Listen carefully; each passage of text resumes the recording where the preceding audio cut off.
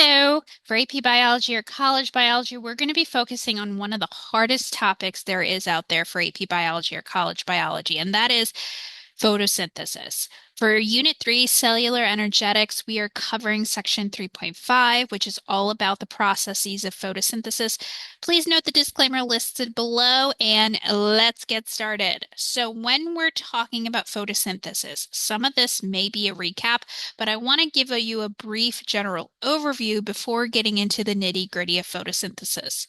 Here's the thing. When we're talking about photosynthesis, we're talking about this idea that we're harnessing the sun's energy to make sure that plants are able to convert that sun energy or light into chemical energy. Please also note that indirectly or directly, plants are necessary for life to continue. And what we mean by this is, say for yourself, you need plants to consume. Think of those veggies you eat, or you might eat animals such as cow or such as chicken that also eat plants. And so every form of life that you are associated with for your own survival is dependent directly or indirectly based off of photosynthesis. And that's why this process is so important. Please note for the chemical reaction of photosynthesis, we're taking in some CO2, which is absorbed from the air. Currently, we have a lot of CO2 in the air, and having more plants in general is beneficial to ensure that the consumption of CO2 is generated. And plants also need water. They absorb that through their soil, through their roots, and afterwards, what comes out in the chemical reaction is C6H12O6, also known as glucose, which is a type of sugar. And there is release of oxygen, which, by the way, we need to breathe in. So plants benefit us by taking away CO2. They also produce oxygen, and they also produce sugars that we need to consume for our own energy as well, either directly or indirectly. Now, when we're talking about the different forms of ways we can consume energy in general, we have it broken down into three main categories: autotrophs, photoautotrophs, and heterotrophs. I'm going to skip down to heterotrophs here, and those are us. We as human beings depend on the consumption of those plants in some way for our own food and for our own oxygen. So this cow here, for example, is a heterotroph because it consumes the plants, but it can't just sit outside directly and harness that sun's energy. It needs that plant for survival. And so therefore cows are considered heterotrophs. Now, photoautotrophs harness light energy to synthesize organic compounds, which is just a fancy way of saying, hey, guess what? We are going to use the sun to then therefore make compounds. And that's why it's called photoautotrophs. Photo meaning light. Now, if we talk about autotrophs, we're talking about utilizing CO2 and inorganic material, such as those found in plants, that you would then produce organic molecules. So remember, plants need CO2, they need water, and they need light to continually produce oxygen and sugars for us. And so they're considered autotrophs. So now you know the difference between autotrophs, photoautotrophs, and heteroautotrophs. Now let's talk about the big picture here in understanding photosynthesis. And that is this idea of chloroplasts. The thing is, when we look at most plants, they're the color green. And that's because of chloroplasts. This is the organelle, if you remember in Unit 2 when you talked about cell structure and function. This is the organelle where photosynthesis mainly takes place. The reason why chloroplasts are green in general is because this is where the green pigment lies. And what happens is the chloroplast inside has very much key components that are necessary for photosynthesis to occur. Please note that the chlorophyll color that you see, you might see it on plants, specifically leaves, and that's because chloroplants are usually found in what's called the mesophyll cells that are contained within those leaves. Now we're going to talk about additional key terms that are associated with chloroplasts. I created this table here to help you out to understand the parts that we're going to break down, but it's also better to look at the picture as well to understand these parts. So I'm going to break that down for you. So we did talk about the chloroplasts, which are the structure here, the reason why it's green due to chlorophyll, and now we're going to scroll down to the term stomata. So what stomata is you want to think of openings. So you want to think of these pores that are on the bottom of a leaf or around the leaf. And the reason why they're there is, remember, we're constantly exchanging oxygen and CO2. Remember, plants consume CO2, but then they eventually release O2.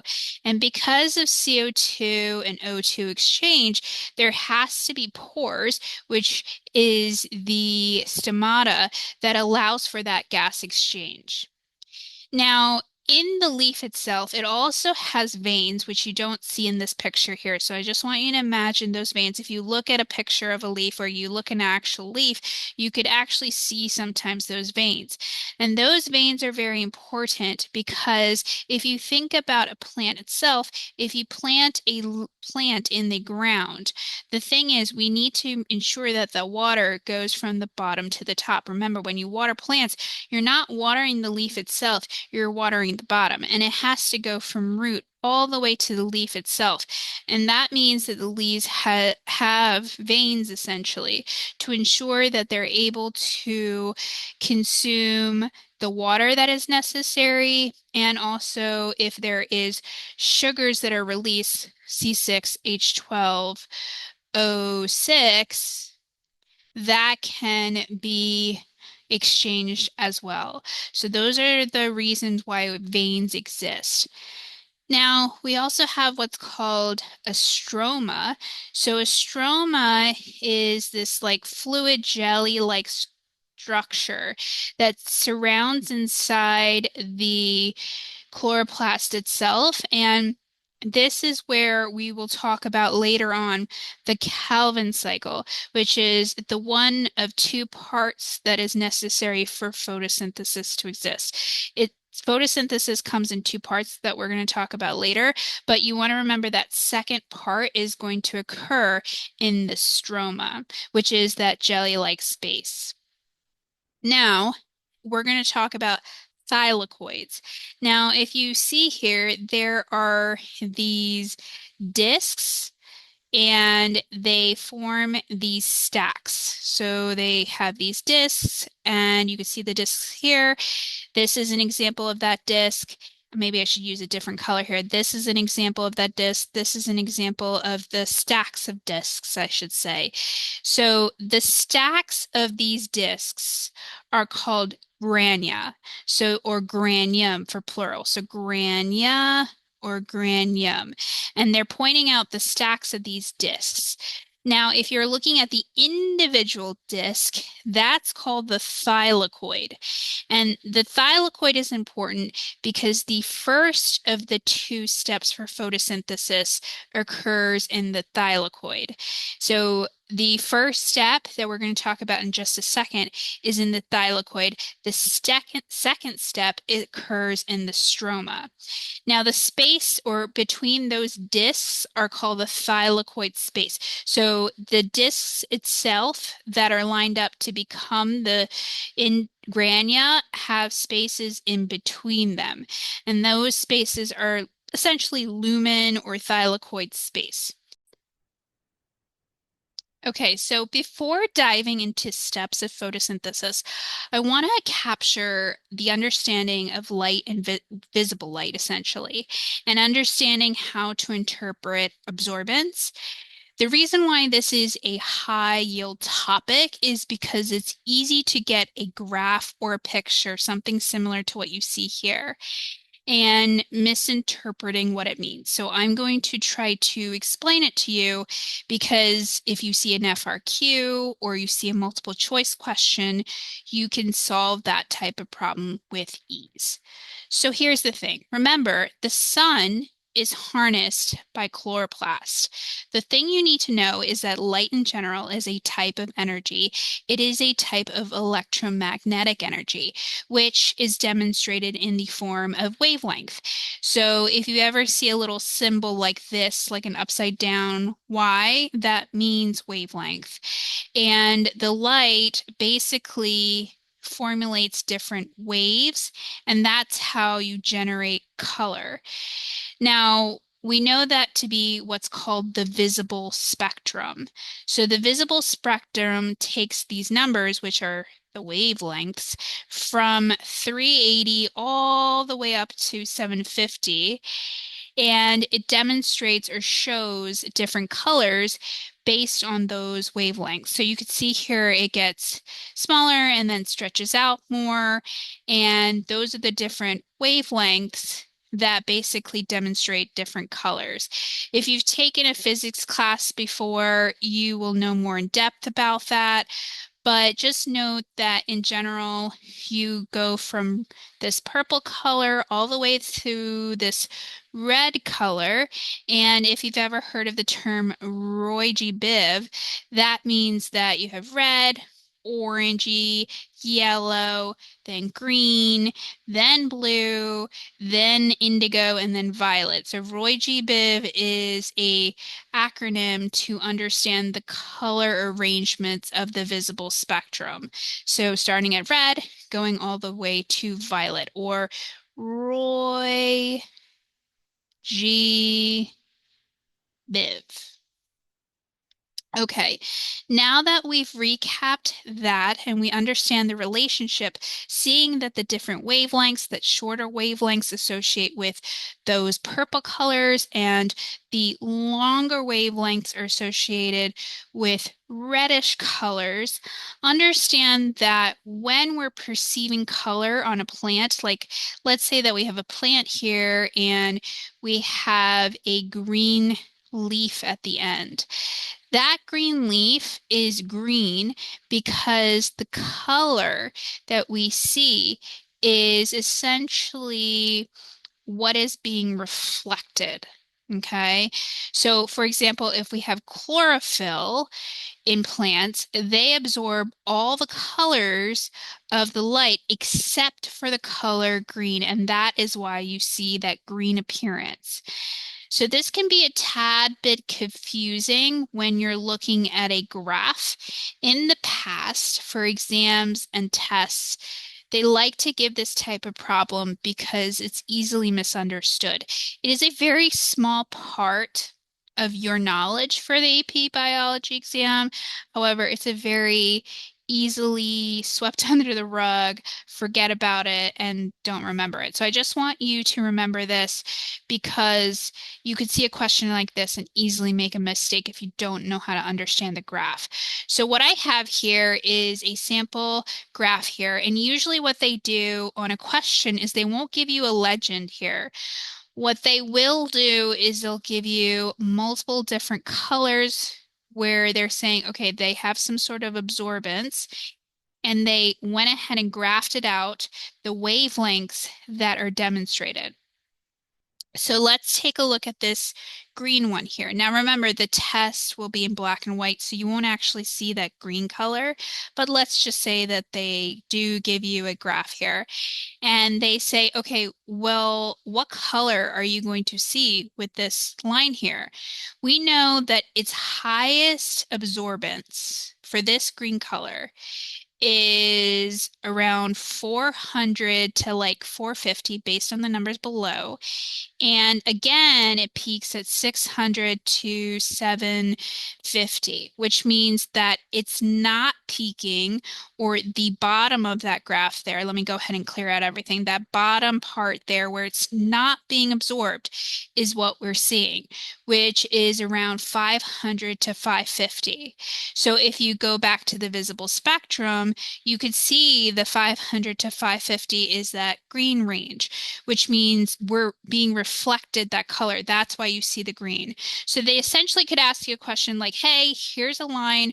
What color is this supposed to be? What color are we seeing in the plant? And you would know based off the wavelength that you would think to yourself, okay, that means that it is reflecting green. So you're going to see green in the plant. So that would be chlorophyll, a type of chlorophyll. Now, there's another pigment. You could notice this in things like carrots. I think of carrots, carotenoid, and that's this orangey color graph here. So let me go ahead and switch the color for that one. That's what we're talking about with this graph right here. And you notice that it peaks, right, between 400 to 550, but then it flattens in that like reddish orange color. And the reason why I know that is it's between 600 to 700 that it's flattening or it's not being absorbed. So you'll know that means that you're going to see that reddish orange color because it is not peaking. It is not being absorbed. It is what's being reflected.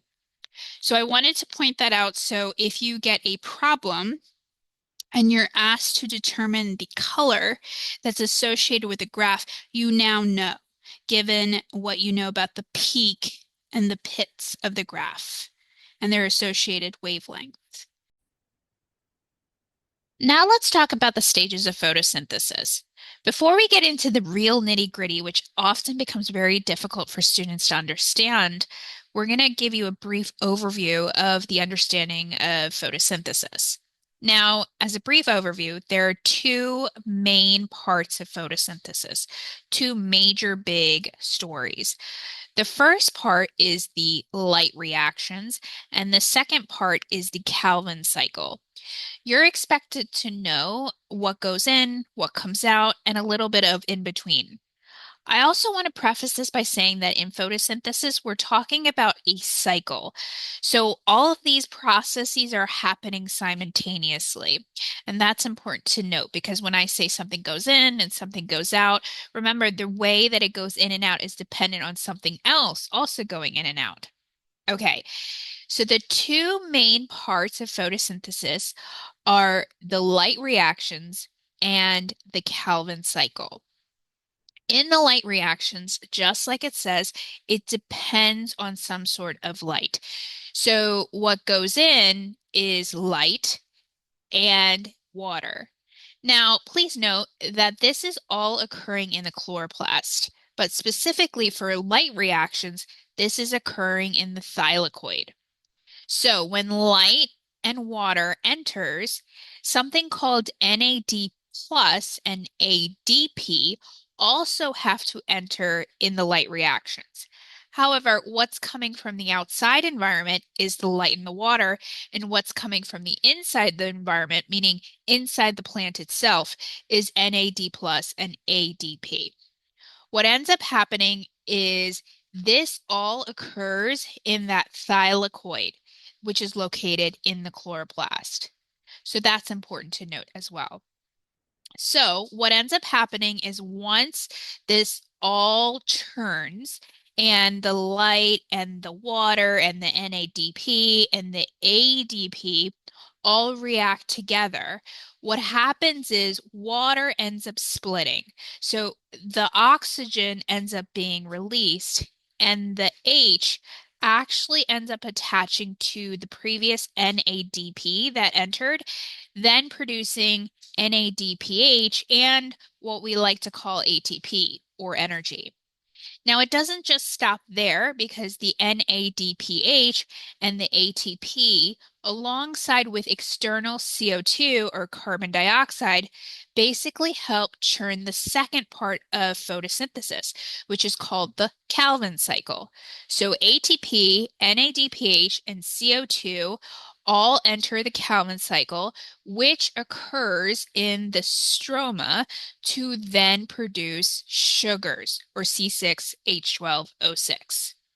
So in overview, what goes in produces C6H12O6. And remember, there are three main items that enter. That's NADPH, ATP, and CO2. Now, we're going to talk about this in more detail later on, but there are three phases of the Calvin cycle: carbon fixation, reduction, and regeneration of RUBP. These are all fancy terms that we're going to get into a second, but just note that the RUBP produces what's called G3P, which is a basic form of sugar, which then produces what we now know as glucose. So that's how we get to the glucose, but you're going to learn a little bit more about that in just a second.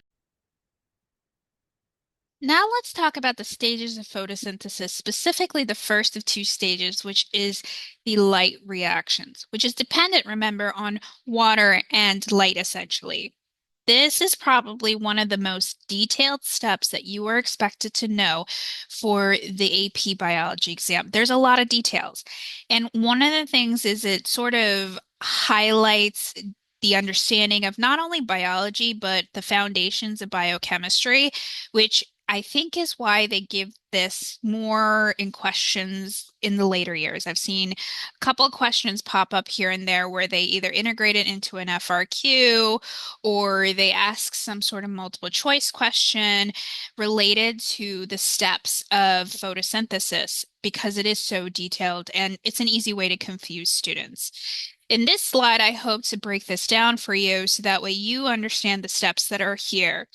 Now, I just want to point out that if anything, I have provided steps here so that way you can easily understand what's going on. I'm going to also preface this with saying that photosynthesis is a cyclic behavior, right? So I could start at step 5 and know that I will come back to step 5 again. For the process of light reactions, I want to start at a general concept and then go into the nitty-gritty. For the purposes of understanding, I'm going to start off with ATP production because that's one of the major forms that we need to understand, and then work our way backwards. So hopefully this will help you understand some things and also will help you understand a future step in cellular respiration. Remember, we talked about in the previous slides that light reactions take two items, major items into account, and that is water and light. What essentially is happening with the water when we're talking about these steps is that water has to break down. We have H2O, which will eventually split into hydrogen and oxygen. Remember, oxygen is released in the step of light reactions, and that's because it is a byproduct. It is released into the environment. We utilize that, and that comes from water. See, the thing is for plants, they don't need the oxygen. So that's why it's considered a byproduct. So if you see the term byproduct, understand they're talking about oxygen being released into the environment because essentially it's not needed by the plant. The water is being utilized specifically for its hydrogen, specifically to assist in production of ATP. In the process, known as chemiosmosis. So what occurs in chemiosmosis is we are producing that energy. We are producing that ATP. And how this works is because the hydrogen that comes from water is being pumped into this item or this protein that is known as ATP synthase. And if you remember in Unit 1, I talked about enzymes and proteins and how you're looking for that ASE ending. And if you remember in Unit 2, we talked about the phospholipid bilayer. Well, there is a bilayer that's located also in the thylakoid as well. So it looks and acts very similar. So the thylakoid has a membrane, a phospholipid membrane ISC behavior, where it has its own proteins.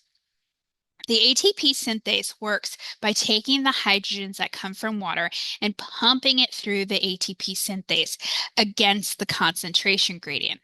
What essentially happens is that pumping behavior will allow for protons or the hydrogens to then produce ATP. So this key mechanism is known as chemiosmosis, as it allows for ADP to then attach an extra phosphate, which then becomes ATP. And that is conducted because the hydrogens are being pumped through the ATP synthase to then synthesize or produce ATP. Okay, so we talked about that fourth step there, and it essentially takes into account why we need that water and where the breakdown comes in. So I want to scale over to this picture here because now we're going to talk about what really happens with that light. See, the thing is, light breaks down in two steps, photosystem 2 and photosystem 1.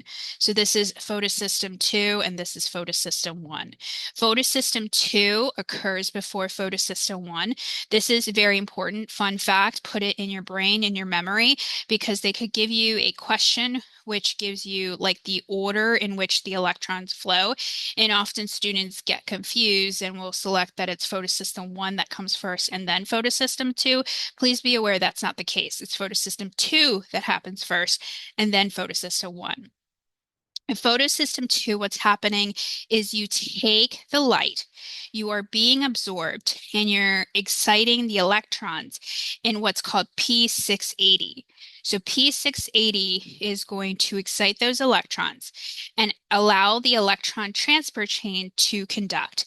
And essentially what's happening is it takes that water, which is the same process we talked about here, and we're going ahead and splitting that water in the first electron transfer chain, which then produces that ATP. So we have photosystem 2, which takes the light, absorbs that light, excites the electrons, allows for the electron transfer chain to conduct, therefore producing ATP in the process that we talked about in chemiosmosis a second ago. So now we've talked about these four steps. Now we have to go to photosystem 1. Essentially what's happening here is we have P700, and once again, light is being absorbed just with P700 in photosystem 1. And what's happening here is we have the same thing, exciting of electrons just with P700, but there is also a second electron transfer chain. But this second electron transfer chain exists to form something different, not ATP, but instead NADPH. Remember, we have those hydrogens that are being pumped in that synthase. Those protons are being pumped. We have some for ATP production. We also have some to convert NADP to NADPH. The extra hydrogen comes from there. So we have that NADPH formation, and remember, oxygen is being released. Now let's hone in on the second step of photosynthesis, also known as the Calvin cycle. The Calvin cycle can be broken down into three phases: carbon fixation, reduction, and regeneration, which we're going to talk about in more detail in just a second. I want to also hone in on the fact that this is all occurring in, remember, the stroma, which is that space that is in the chloroplast, sort of like the opening jelly-like space. So that's where this is occurring. Remember, the Calvin cycle's whole goal is to take carbon dioxide from the outside environment and convert it into a sugar that could be usable for the plant. Or us, essentially, because we consume plants. Okay, so let's go back into the phases of the Calvin cycle. The first step is called carbon fixation. This is essentially where we're taking carbon dioxide and a 5-carbon sugar, which is called ribulose 1,5 biphosphate. You just need to know it as RUBP in some cases. And they are essentially combining together with the assistance of an enzyme called ribisco. So ribisco is the enzyme. And remember, enzymes are what are going to lower the activation energy. They're not essentially involved in the process of itself of combining. It's just like a battery pack. It's going to go ahead and take the reactants of the reaction and speed up the process. So essentially, carbon dioxide and technically RUBP can combine together without the assistance of this, but it helps speed up the process. So we have, just to recap, this 5-carbon sugar. The way that you know it's 5-carbon sugar is you can see here that there's 5 black dots here, 1, 2, 3, 4, 5, and that's 5 carbons. And carbon dioxide has 1 carbon, so that's going to be 1 dot there. They combine together, and essentially what happens is they even each other out. So they combine together and they split. And they split into 2 products of what's called 3-phosphoglycerate. And the 3-phosphoglycerate essentially takes the total of the 5 plus the 1 carbon and splits it evenly into 3 and 3. So 1, 2, 3, and 1, 2, 3. So that's carbon fixation. It's basically taking the CO2 from the environment, taking what we have with RUBP and splitting it evenly with carbons. So now we have the split. And essentially what's going to happen in the next step is what we call reduction. So we're taking each of the 3-phosphoglycerate molecules, and we're going ahead and we're going to utilize the ATP that we collected from, remember, we produced this ATP from the light reactions. It's going to go into this step of the reaction. We take the 3-phosphoglycerate molecule, and each one is going to take the ATP, so 1 for 1. And what essentially happens is it takes the triphosphate, because remember, ATP stands for 3 phosphates, 3 Ps, and go and take one of them off to become ADP. And then what ends up happening is the 3-phosphoglycerate ends up becoming what's called 1,3-biphosphoglycerate. And if you see the term bi means 2. Biphospho, meaning 2 phosphates. So I just want you to essentially see where the phosphate comes from. So we had the 3-phosphoglycerate, right, and the ATP, and the ATP removes the phosphate and becomes ADP. And where does that extra phosphate go? That attaches to the 3-phosphoglycerate to become 1,3-biphosphoglycerate. Now, do you need to know this much detail for the AP biology exam? Not really. But it is helpful if you're trying to get a 4 or 5 to visualize where this is coming from. Where's the phosphate going to? And that's why I like to go into more detail into it. So I just want to put that out there. You're not expected to know the molecule in detail. You will probably, if given an FRQ, you'll be given this information, but it's helpful for you to understand for timing purposes. So I just want to point that out there. Now, we have that 1,3-biphosphoglycerate. And essentially what's going to happen is you need to understand that electrons from NADPH are going to reduce the 1,3-biphosphoglycerate to then produce G3P, or glycerhydrate 3-phosphate. So for every 3 CO2s, by the way, that come in, you produce 6 G3Ps. And this is important to note. Okay, so essentially what's happening in this step, remember, we're producing for every 3 CO2s that go into the reaction, essentially we produce 6 G3Ps. And so we have 6 of these that are produced. However, 1 is being released for the process of producing C6, H12, O6. So that's only 1. Now, the 5 leftover G3Ps has to go back into the cycle for recycling purposes. And essentially what will happen is you regenerate RUBP.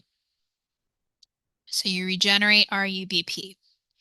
And then what ends up happening is the 5 G3Ps are going to be recycled back. And so this cycle, the whole Calvin cycle has to repeat over and over and over again to produce just one glucose molecule. Because remember, you're only using one out of the five, one out of six, I should say, G3Ps to produce glucose, right? So remember, one G3P has three carbons. Where's the other three going to come from? Has to go again in the cycle because the rest of the G3Ps, the five, have to be regenerated. So it's a very energetic usage of a product. So meaning like you have to go through a lot of Calvin cycle just to produce one glucose. There's a lot of energy expenditure. And I just want to point that out there. So now in the third phase, which is regeneration, we have the five RUBPs that are going to go into the cycle and produce, with the assistance of ATP, they're going to release a phosphate and attach to the RUBP to then become our ribulose 1,5 biphosphate. That bi comes in again, and the cycle starts again. So that's the Calvin cycle essentially with the three phases. Now, when we cannot utilize that much energy, what ends up happening is plants can't be in the best conditions at all times. Remember, you have environments which are not always conducive for plants. And I want you to think of the idea that plants can be in alternative environments. For example, you could have plants that are in rainy areas or in dry forests. So let's take a look at those. We have something called C4 plants. So this is when you're thinking of deserts. And what ends up happening is you have carbon and you have the location called mesophyll cells. And what happens is it uses an enzyme called PEP or PEP carbolase, and it takes the CO2 and adds it to the PEP and forms what's called oxaloacetate. So what ends up happening is the enzyme itself doesn't like oxygen. Remember, in normal plants, you favor oxygen to be utilized as a byproduct. However, in this case, the enzyme utilizes CO2 instead of O2, and it pumps it into what's called the bundle sheaths to then go through the Calvin cycle without photorespiration. So photorespiration is the idea of using the sun's energy, going through the light reactions, producing that ATP. That's a very energy inefficient process. And when you're in these dry environments, you want to be able to utilize a simpler process, and that's where C4 plants come in.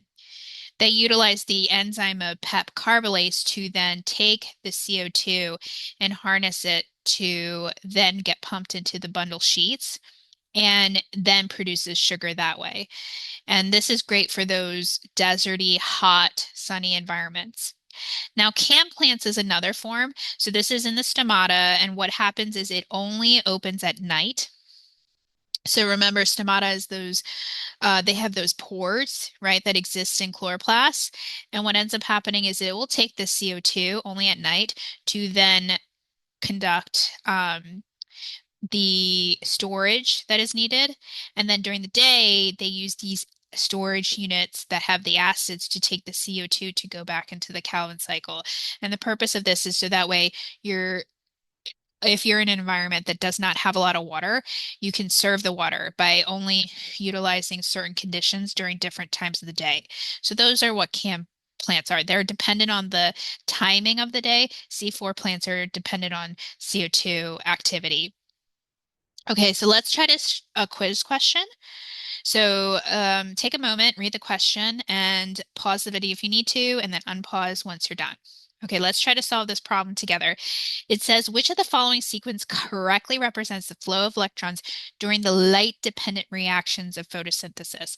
And they give you some options here.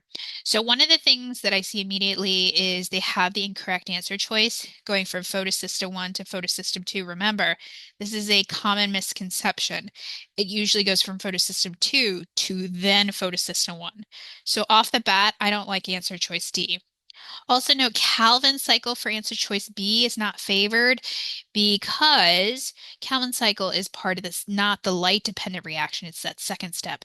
So I don't really like B. CO2 and H2O, answer choice A versus C. Remember, CO2 is only in the Calvin cycle. The way I like to think about a Calvin cycle begins with the letter C, so does CO2. And we're talking about the light dependent reactions. So this isn't favored. So the best answer choice in this case is answer choice A. I hope this video helps really break down the understanding of what photosynthesis is. Make sure to like this video. Make sure to go back and review any concepts that you need re-reviewing in. Make sure to also subscribe if you want to see more videos just like this. Hey, Geeking Out on STEM family, guess what? We want you to hit that subscribe button. Why? Because we'll be producing more content just like this for the AP Biology exam and the new digital SAT exam. By subscribing, you'll be getting exclusive, up-to-date tips, tricks, and secrets for both exams. Also, if you're a parent, a teacher, a homeschool instructor, or a student, you might be looking for affordable and exclusive digital products to help improve multiple choice questions, free response questions, or question bank questions related to both the digital SAT or AP Biology exam. We have them here. Make sure to check out our link tree in our bio for curated resources that you won't find anywhere else. These unique resources are designed to help you raise your score.